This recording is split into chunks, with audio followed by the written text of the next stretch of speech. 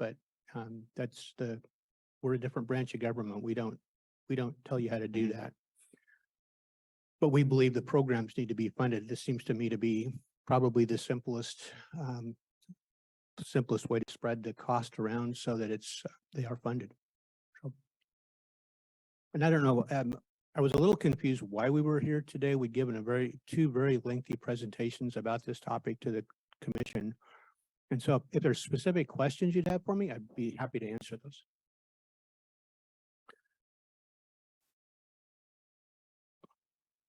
I'm not sure how to begin, and I've talked enough about that.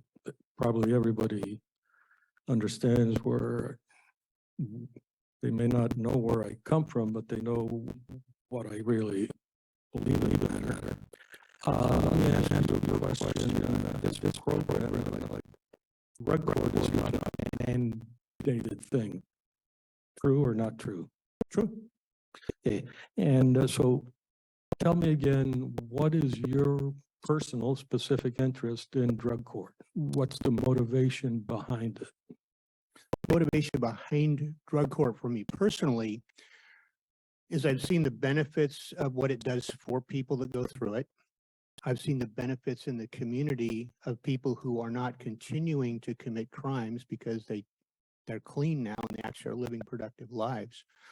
So for me, it's a public benefit. And I've looked at all the statistics, of which there are just reams and reams of statistics, both locally, our specific program, statewide, and nationally. These programs, and I think, Commissioner, you've indicated this yourself, it's the best thing we do. It's the most effective program we have. Yeah. So that's why I support it. I think when I look at people, you send them to prison, they come out and they commit more crimes. So last time you spoke, you admonished us about the separation of powers. Mm-hmm. It's curious that one of your arguments is to save us. Let me skip that part a moment. I have difficulty with some of the arguments, and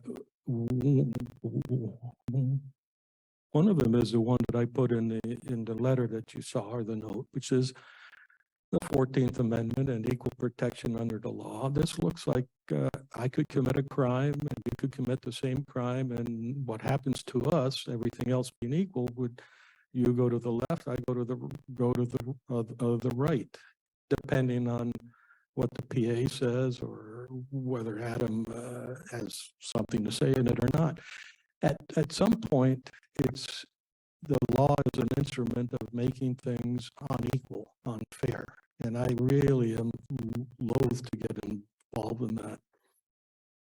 Additionally, part of the arguments I hear is that it's much cheaper to do it this way. Look at the money we're going to save.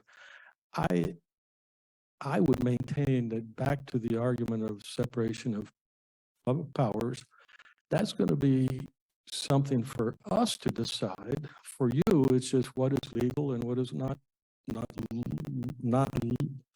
legal.